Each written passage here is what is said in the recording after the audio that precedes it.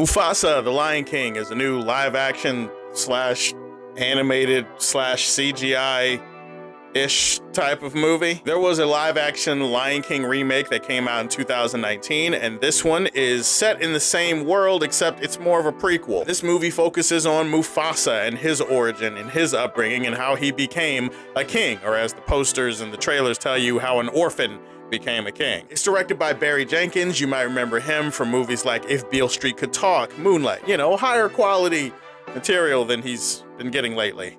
Pierre, who is going to be our Green Lantern going forward into DCU, he is the voice of young Mufasa. Kelvin Harrison Jr. is the voice of young Taka, the young lion who would go on to become Scar as we know him in the Lion King world. This is a movie about the origins of Mufasa. It's also a movie that details how the rivalry between Scar and Mufasa actually began, how they became brothers. Like, it's the whole thing. It's a new original story focused on Mufasa. I'm not gonna hold you, I was not a huge fan of the 2019 Lion King. It just wasn't for me. I'm glad it made $1 billion. I'm glad that kids really seem to like it though. After all, I grew up with the animated Lion King, and I would never want to take that joy away from somebody. Like, I want to let people enjoy things. So I'm happy that kids liked it. It wasn't really my thing. I was not very excited to see this movie, and everything I saw going into it just gave me a bunch of red flags. But I still saw the movie, I still sat down, I still gave it a chance, and I still walked out of it going, at least I gave it a chance. That is to say, I'm not gonna shit all over the movie. There are some positives. First of all, the visual effects for this movie are A1. Visual effects and the CGI in this movie are incredibly well done. Shout out to all the visual effects artists who animated this movie, who worked on it, the amount of detail that they put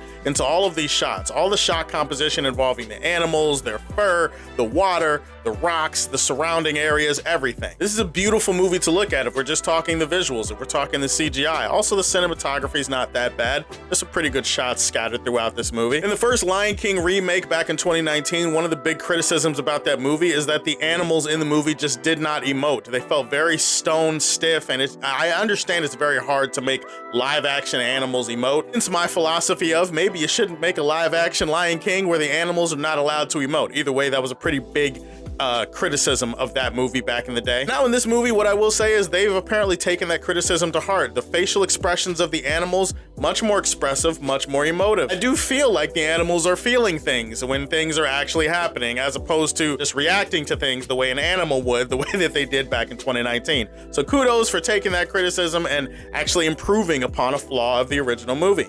Pierre, it kind of threw me off listening to his voice in this movie, because I listened to his voice and half the time I'm like, his voice sounds more animated than I'm used to Pierre's voice sounding. Then there are other parts of the movie that feels like he's doing his best James Earl Jones impression, in which case I gotta commend him for the versatility here, because he was able to play both sides of Mufasa pretty convincingly. Also, Kiara, played by Blue Ivy Carter, while this story is going on, she is sitting in a cave, and Rafiki and Timon and Pumbaa are keeping her company. They're the ones that are telling Kiara this story about Mufasa, and so I thought that Blue was pretty convincing as far as the voice work goes for those scenes. I will say there are some interesting concepts and ideas in a movie like this that I think in a better movie probably would have been explored better and probably would have added some really interesting things to the Lion King mythos. There are some exciting scenes with some pretty good musical cues, although most of the best music in this movie comes from music that you've heard before, either in the other Lion King or most notably the animated Lion King from back in the day. Like, a lot of that score is still doing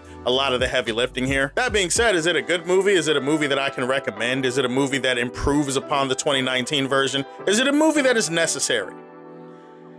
I did mention the music earlier. What I will say is that while there are a couple of songs that are noteworthy here, most of the new songs really fall flat. There's a couple of them that are actually pretty bad. The storytelling is very choppy and very jarring. Like I mentioned, they're telling this story to Kiara in a cave while her parents are away or something. And so the movie has to keep cutting back and forth between Mufasa's story and between Rafiki telling this story to Timon, Pumbaa, and Kiara in the cave. And I thought they would only do that for a couple of times in the movie. But no, they do that shit the entire movie, and it does get really, really old having to constantly jump back and forth. It's almost like the movie felt like there was an obligation to show Timon and Pumbaa doing stupid shit. I have no idea if that's actually the case. All I know is that it just got annoying as fuck, because Timon and Pumbaa weren't even that funny in this movie. I would say a bigger point of contention I have with this movie is the fact that I think it failed to justify why it's actually happening. There are those little things that they do for prequels, those unnecessary things that they throw in there. Like, did I need to know the origin of how Rafiki got his stick?